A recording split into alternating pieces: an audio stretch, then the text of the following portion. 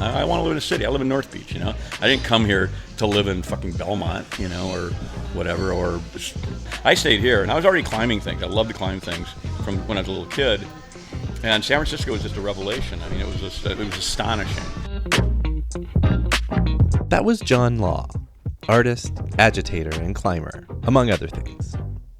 I'm Jeff, and this is Storied San Francisco. Every week on this podcast, you'll hear from artists, writers, teachers, and other San Franciscans, telling stories, sharing personal histories, and trying to put into words what makes this city so special.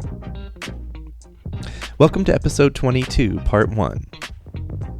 In this podcast, John talks about being the kid of a college professor. Because of his dad's work, John's family moved around a bit when he was young. He started hanging out with the fun kids, getting into trouble, and eventually ran away to one of his previous homes in Michigan. Soon after that, John hitchhiked with a friend to the Bay Area. In this podcast, John also tells the story of learning about and becoming a member of the Suicide Club. Here's John. Well, the reason I came to San Francisco, this is why. Okay, so I was born in San Luis Obispo. We moved to Oxford, Mississippi when I was 5. My dad had come from a working class background, but he was a college professor. He got his college education through the GI grant after coming out of World War II. He was a war vet and war hero, and so it was a good thing for him. And he was at Cal Poly, as an associate professor at Cal Poly, and he was the coach of their boxing team because they still had collegiate boxing back then in the 50s. And I'm from the 50s, 1958. And so when I was 4 or 5, we moved to Oxford, Mississippi because he got a job at Ole Miss University. And he got in a little trouble there because he was vocally pro-integration, and it was the year they got their first black student. And he was not popular. And he ended up getting into a scuffle with some football player kid who he knocked on his ass because he was a boxer. And he ended up losing his job over it. And he had a family, you know, he had like 4 kids. Actually, Richard was already gone. He was already off at college and gone, and Patty she was still at home. So he needed to support the family, so he needed to get a job or he wasn't going to get fired, right? So he thought, where are we going to go? So he went to this little teeny podunk town, and it kind of derailed his career. He was kind of on a medium fast track as an academic. And so he ended up having to go to Ferris State College in Big Rapids, Michigan, which is a little local college. Good job, but, you know, there's no career advancement there for an academic or for, you know, college. Never heard of Big Rapids, but that explains Grand Rapids. Well, Grand Rapids has these little rapids, and Big Rapids has a riffle. That's how it works. So that was a great place to grow up. It seemed boring to me at the time because out in the woods, it's a little teeny town, but I was out in the woods every day. And it was a college town, so they started getting like all these drugs in there about 1971, 72. So by the time I was in 8th, 9th grade, the place was just suffused with drugs, and the adults out there, they didn't get it. They didn't really understand the drug culture. It wasn't like parents in New York or in LA or someplace where they'd already had 5, 6, 8 years of drug culture. It was kind of a new thing. So I just smoked out of my brain on pot, and my mom had no idea, right? And so we were partying in the woods all the time, running around. It was an awesome place. It was wonderful. And then we moved to Tennessee. My dad got a job at East Tennessee State University in 75, and I didn't want to leave because I loved, you know, I had a lot of friends, and we were just having a lot of fun, and we were like minor kind of criminal types, but not bad, you know, we're just doing stupid so this shit. is like 8th or 9th grade, you said? You know, toilet papering trees and shit like that. Nothing serious. We would sneak into cabins out in the woods and that kind of thing that weren't our cabin, but, you know, it wasn't, nothing horribly criminal about it, right? So we moved to Tennessee, Johnson City, Tennessee, which was like a gangster town in the middle of the fucking not the Ozarks, the Smoky Mountains. Smoky Mountains, yeah. And it was just a lot of crime, lot of racial issues. Mm-hmm. They called the area across the railroad tracks where the blacks lived Darky Town. That's what they called it when we moved there. Yeah. And I hadn't experienced anything like that ever in my life. I was 14 and I was like, whoa, this is weird. So, and this is something I learned then that really stuck with me. The poor white kids were considered trash, right. Complete trash. And they hung out with the blacks, okay? And as the rich white kids hated all of them and didn't hang out. And my dad was a college. I didn't realize this because I was hanging out with the wild kids because that's just, you know, people who were like having fun and partying and fuck you to authority. And so the rich kids, I got invited to a couple parties because my dad was a college professor, which was kind of like low-level, higher society in Tennessee, right? So that wasn't as good as being a business owner or like a banker or whatever, or clergy or something. But it was still, I got invited, and I went to him and like, remember I was at one party, and the kid was a nice kid. I can't remember his name anymore, and it was literally an antebellum mansion. It was this fucking giant place with Corinthian columns, and they had black servants with silver trays. And his brother, who was 19 or 20 or 22 or whatever at the time, was going off to be. He's going off to the either the FBI one of the academies for one of the FBI or one of the national police organizations. I can't remember which one. I think it was the FBI. But anyway, so he was a total squarehead narc, and we've been out smoking pot, and he braced us really hard, so. But the kid, I can't remember his name, but he was a nice kid. I liked him, but it was so weird. It was just I didn't like it, and I didn't want to hang out with those people. So I hung out with and I didn't know anything about class distinction. I had no idea about it. I hadn't read any. I had no history, and so I started hanging out with the wild kids, and they were all working class kids, right?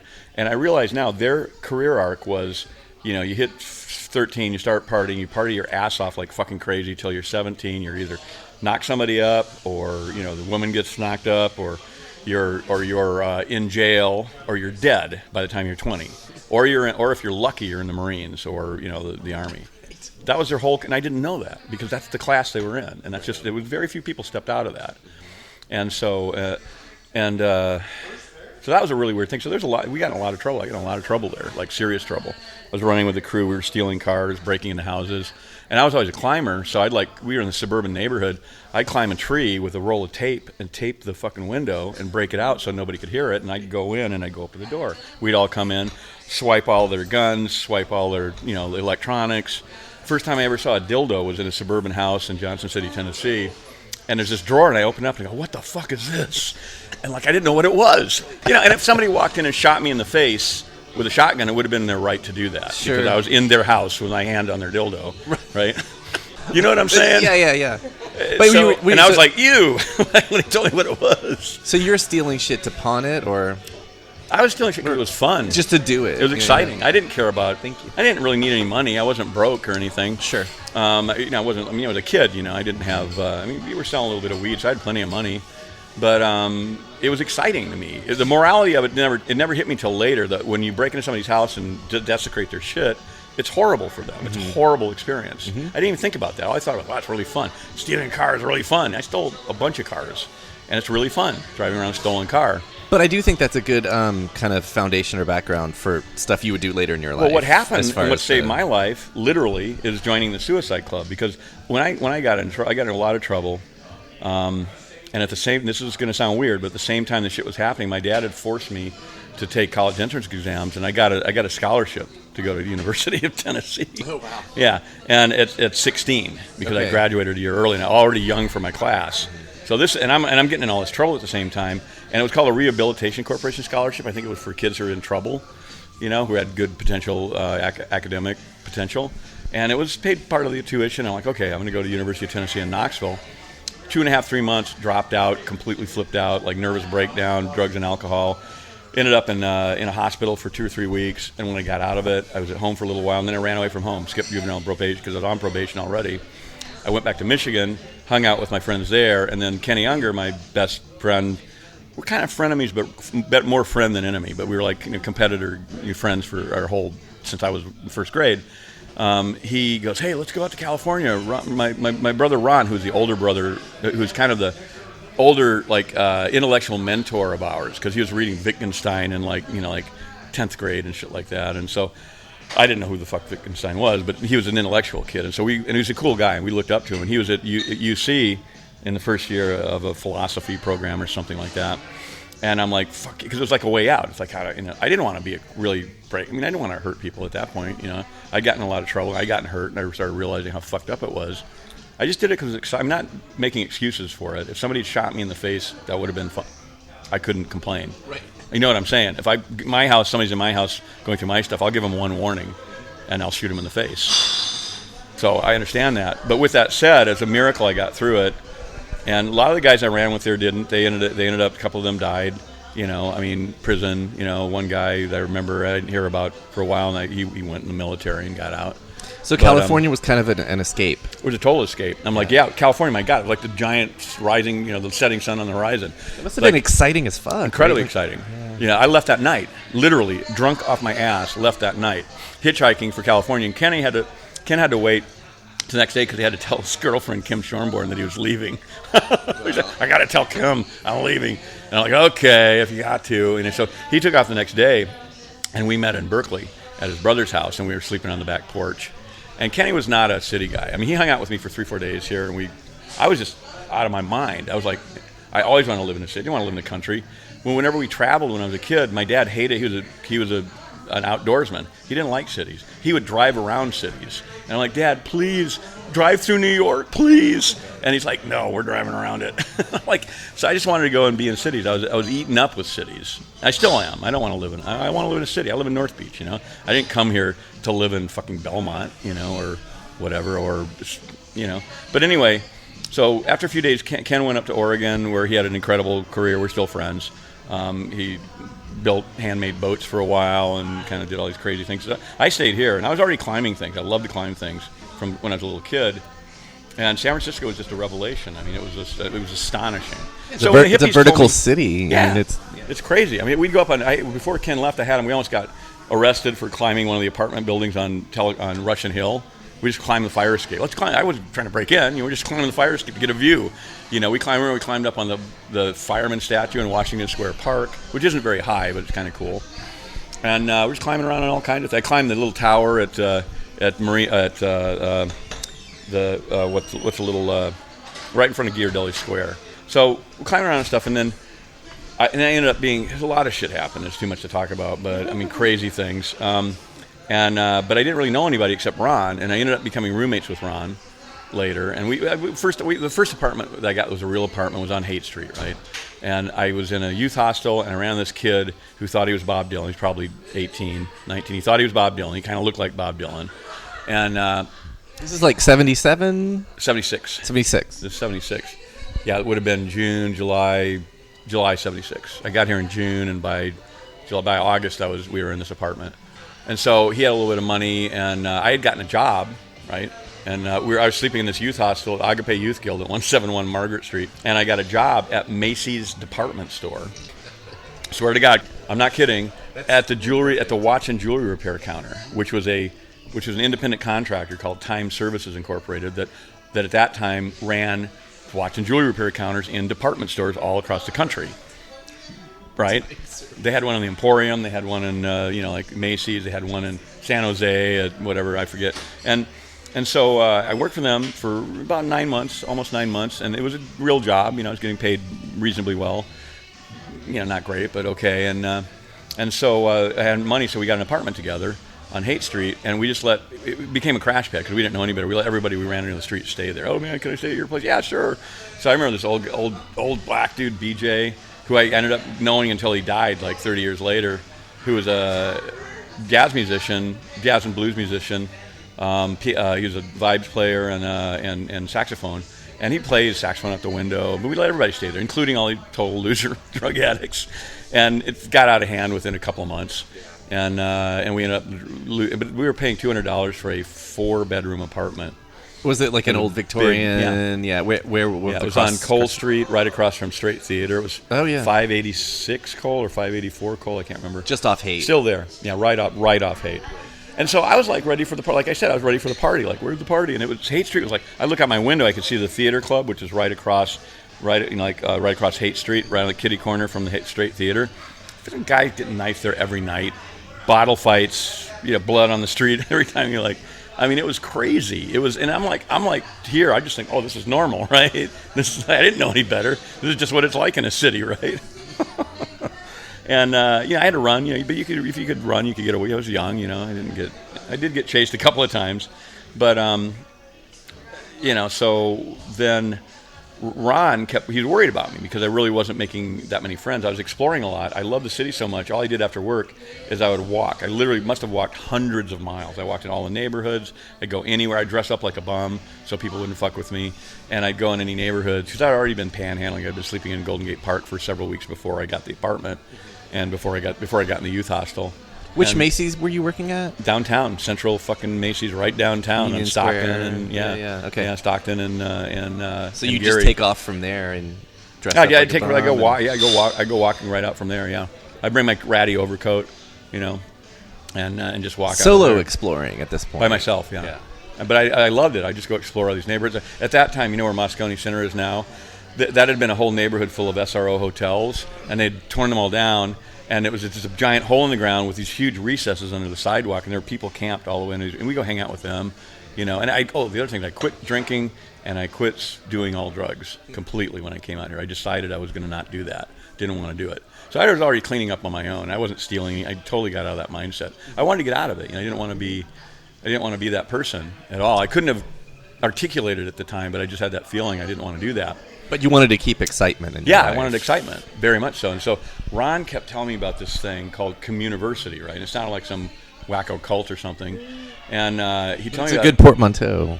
It was a free school, free school. People do classes, and they don't charge any money. And anyway, I kind of couldn't really get my head around it too much. But he showed me the calendar. He was teaching a class on physics and also something else there. It had been an adjunct of SF State. And then it was taken out of SF State in early 76 by Gary Warren and Rick Lasky and Rick McKern, a couple of Shirley Sheffield and a bunch of other people. And they made it into a 501c3 nonprofit school. And for Gary Warren, who was kind of really the avatar for that group in so many ways, there were a lot of interesting people, but he was kind of the philosophical avatar. He saw that whole thing as a vehicle for exploring life and for like really encouraging people, if not pushing people into doing things that were really exploring their capabilities and their fears. And that's what was so cool about it, is because... And so anyway, Ron just kept telling me about Communiversity, so you should go check it out. And then finally, I read the calendar. It's like, how to make tofu. Okay, whatever. VW repair, and not, philosophical conversations with, writers, conversational French stuff. It was good stuff and stupid stuff, and but some of the classes were kind of. This was the new age era. A lot of goofy stuff that seems totally silly now, but also some quite practical things. A whole range of classes, but it never really got my attention. And then one time he brought back the winter spring calendar for Communiversity, and they had run the Suicide Club as a class in the Communiversity calendar. And he said, "I think you'll like this thing." And I read it. Ron said this to me, my buddy. He said, "I think you might enjoy this. This is what they're doing now." And we had an apartment. At that time, he and I had a good job. He had a good job. He was working part-time and going to school. And we rented an apartment on Nob Hill, on a little dip between Nob Hill and Russian Hill. And it was a 2-bedroom apartment, and it was $200 a month on Nob Hill. And it was expensive. We're like, $200, that's a lot. It's $100 a piece. Man, we can do it. We're working. We can do it. I'm serious. Yeah. And it was a nice little place. And they just, they kind of fixed it up before we moved in. They put a new carpet and kind of slapped some paint on it and shit. And so we didn't have any money to get furniture, right? So we didn't have any furniture. And I remember I was lying in my room. I've told this story several times. I was lying in my room, kind of hanging out, reading. And he comes in, he's kind of leaning. And Ron's a really tall guy. And he has this really kind of funny like leer, and kind of like grabs his chin, and he kind of looks to the side. And he's just he's an interesting guy. And he says, "Hey, read this." And so I read the write-up, and I'm like, I started laughing and screaming and going, they can't possibly be doing what they're saying. This is crazy. They're not going to do this. Really? And he goes, yeah. He's like, yeah. And I remember rolling back and forth across the carpet and like just laughing. It was so funny. And so he said, well, you got to go sign up for the class, exclamation point or exclamation marks. And it was, and so the way that they did it with Communiversity as a free school, 501c3 nonprofit that was no longer affiliated with SF State, they get somebody they knew to loan them their garage. They'd have a giant garage sale. And this is part of Gary and Shirley Sheffield's philosophy was, see, they had like a 3,000 person mailing list, which is a huge fucking mailing list for that time. And it was because they'd been at SF State, and a lot of before quasi-serious educators were involved in it. So they had a lot of traction. So the way they'd raise money is they'd put out a request for people to donate all their old junk, all their old stuff they didn't need anymore. So they'd give it to them, and then they'd have a giant garage sale, and it was pay what you want. There was no price on anything. And they had a big sign that said, "Guilt is a terrible thing," like H.L. Mencken, right? Great quote. And but we didn't, so what would happen is some asshole would give you like a couple bucks or like 50 cents for like a like a $40 stereo, right, which would be like a $500 stereo now or whatever. And you go, okay, sure, thanks. And for every douchebag like that, there'd be 50 people who'd give you $5 for something that wasn't worth anything. And we'd make $700-800 3 times a year, which is enough money to do the calendar, the class calendar. And so, anyway, Suicide Club was listed as a class. I went in, I signed up for it, and you got to realize I'm like a juvenile delinquent, like been stealing cars and shit. And I'm thinking, this is great. I had this whole like idiot kid, like mythical image of what the Suicide Club is going to be like. It's got to be like ninja guys. Ninja wasn't in the common parlance at the time, but ninja guys would be like ninja guys wearing black, rappelling in, and like they're all like super fit, like our ranger guys. This is my dumb ass redneck, juvenile delinquent kind of mind. And so I go, and Ron is telling me, we got to meet these guys, David and Gary and Adrian Burke. They're the ones who are kind of doing it. They're really cool. And so where do I meet them? And I go, well, Gary's got a bookstore out on a bookstore. Oh, okay, cool. I like to read. I've read a lot. And so I go out to the church. I take the Injuda out from downtown and get off at like the 9th and Judah. Walk a block down. There's this dingy little, really narrow, tiny storefront, kind of dingy looking, like cramped. And I kind of walk in. It said Circus of the Souls painted on the window, and there's like a big one of those kind of school desks, you're like having like high school or whatever, big one your teacher would have, right to the right, and then a big comfy chair right next to it. And in the desk, behind the desk, is this kind of like dumpy looking hippie guy, like mid-20s, late 20s. And next to him was this ancient geezer with a cane, kind of like all fucked up, sitting back in this chair. And I kind of like, I'm looking around, I almost walked out, right? Oh, and there was a a rubber chicken hanging from the ceiling, that's right. I remember that. And so I look at him, and I kind of look around. It's clear. I mean, I'm such a guileless idiot kid, right? I just walked in. I'm like, and I'm looking around. And I go, yeah, how you doing? And I'm like, yeah, I was looking for Gary and David. And the kind of chunky looking hippie guy goes, I'm Gary. And the ancient geezer goes, I'm David. And I'm like, I was crestfallen. I was like, oh my God, these guys, how are they going to do anything? Like they're saying, like, we're going to climb into buildings, and we're going to sneak into tunnels, and we're going to infiltrate Nazi bars, and that was just the write-up. The stuff you read in the thing. Yeah, that's what I read. Yeah, I'm like, how are these guys going to possibly do that? So anyway, I talked to him for a little bit. Now I remember, and they were looking at me like a piece of meat, right? And I realized when I got to know them later, really funny because they're super fucking amazing guys, but they were checking me out because they knew I was there for the Suicide Club, and it was an experiment. They were doing an experiment to see who would do the most extreme stuff, and they had a huge, like a philosophy of what I would call mostly implemented or conceived of and implemented by Gary around ethically moving through the world while doing. It was an anarchist philosophy in that we're going to do whatever we want, but we're going to be very aware of what we're doing, how it affects other people, and there are choices that you make. And one thing I learned from the Suicide Club, a really important thing, is there's a huge difference between immoral and illegal. Immoral is something you never do, ever. And if you do, you should feel fucking bad about it. And you know what it is, right? Illegal's almost always negotiable. And so at any rate, I meet them and I go, okay, whatever. And so I sign up for the class, the Suicide Club. And I end up going, it was like a week later or whatever. And I show up at the bookstore, and there's 40, 50 people crammed in this little tiny bookstore, and he kept pillows up above the shelves, like tons of pillows. So they're all pillows on the floor, and he kind of moved some of the shelves out of the way. So it was a big room. There's 40, 50 people lying on the floor in this room, which was kind of cool. And I'd never really seen anything like that. And then they describe what they're going to do. They're like, okay, we're going to, this is an Enter the Unknown, and it's the first initiation of the Suicide Club. We're going to blindfold all of you, and we're going to take you somewhere, and you don't know where it is. Exciting. Yes. And I'm like, okay. All right. And so they did, and I knew Ron was there. I knew Ron, but we weren't, he kind of wasn't hanging directly with me. I think he wanted me to have my own experience. But I didn't know anybody else in the room. And so we were blindfolded, trundled into these like fucked up hippie vans and VW bugs or whatever, and driven somewhere, and we didn't know where it was. It was a long ways away. And this is funny because blindfold events became a really big thing in the Suicide Club, and actually after we'd done it for a couple of years, there were a bunch of us that we would bet where we were, okay, and right. We got pretty trying good to guess, at it. and we got because we just went down O'Shaughnessy, right? You could tell it was O'Shaughnessy because it curves a certain way. Oh, we just got on the freeway at Fell Street, right? Because you could, but then I didn't know the city at all. I didn't know the roads driving in the city at all, so I had no idea where we were. But it was clear that we were somewhere by the ocean because I could kind of smell the ocean. We all got out of the vans, and there had to be like 6 or 8 people kind of helping organize the event to wrangle 45 people, you know. And so Strong people. right, and so they got us all standing in line, holding hands in one line, and then they had us walk along. And at one point, they had us cross over this like weird fucking. It was pretty wide. It was maybe 2-3 feet wide, like a weird beam or something. But they said, "Don't step off the beam.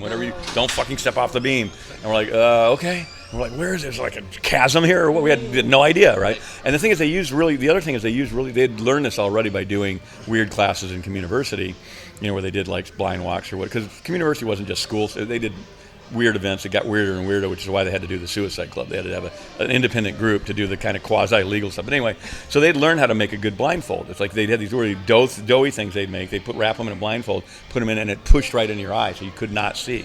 You couldn't look out the bottom and see your feet, right? So they had some things down already. So we walk, and I'm holding hands with a guy on my left, and I don't remember who that was, but there's a woman I'm holding with hands on my right, and she said her name was Catherine. And so we're blindfolded walking up this hill for what seemed like an eternity. It was probably 15 minutes, right? Seemed like an eternity. We're talking, and we became instant friends just because of this extreme thing that we were doing.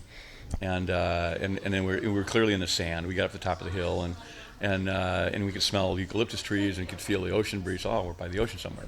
I didn't know the city well enough. I'd never been to this point. And so we walk around, and then they have us all walk into, what was it? It was clearly a tunnel, like a concrete tunnel, because you could smell it. It was musty, dank. You could hear the echoes. We're in this tunnel, and then we walk way the fuck back in this tunnel, like way. And we're not, there's a hole in the floor. You have no idea. Are they going to chop us up and eat us? I mean, really didn't know, right? And then we got in the middle of this tunnel, and this booming voice, like this stentorian, like booming Shakespearean voice goes, "Now take your blindfolds off, and you can light your matches," because they'd given us all a pack of matches, right? So we took the pack of matches out. They had torn 19 of the matches out. There's only one match left in each of the match packs. And so for about 30 seconds, you see little brief spots of light everywhere, and then it all went out again, and we're totally in darkness again, which is a prank. That's the prank thing, right? And so then Catherine and I, right then, we're really good buddies. We're like hanging together, like, what the fuck's going on? And so we start trying to make our way out. Cause we can't see anything. We're feeling away along the walls. See a little spot of light. We keep moving towards it. It gets bigger and bigger. It's a square gray light. And there was a figure standing in the middle of it in flowing robes. And I'm like, wow, that's really spectral and creepy, right? And we got closer and closer and closer.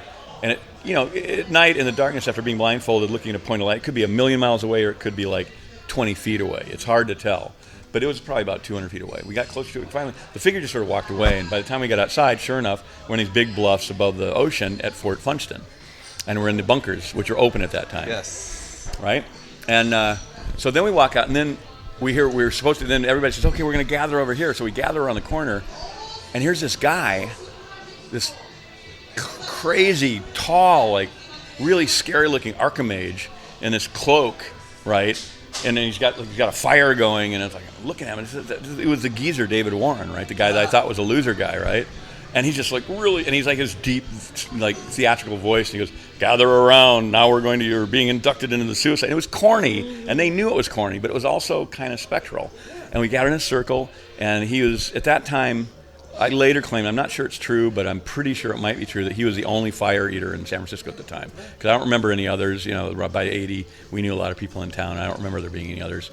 And he did a little fire thing where he had everybody hold their hands out. He touched your hand with the flame, and then they passed around these 2 bottles, the bottle of life and death. So it was this totally goofy ritual, but it was also very cool. And then we were all inducted into the Suicide Club. Yeah, and so that was my introduction to that. And I was fucking, this is it. This is all I'm doing. I don't care about anything else. For the next 5 years, every job I had, every bit of energy I had, everything I had went into doing events. I started doing events immediately.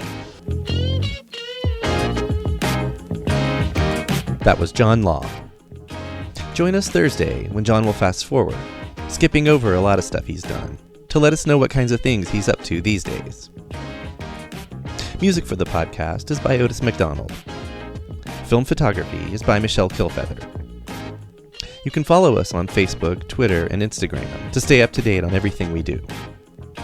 Find all 70 episodes on our website, storiedsf.com, or wherever you listen to podcasts.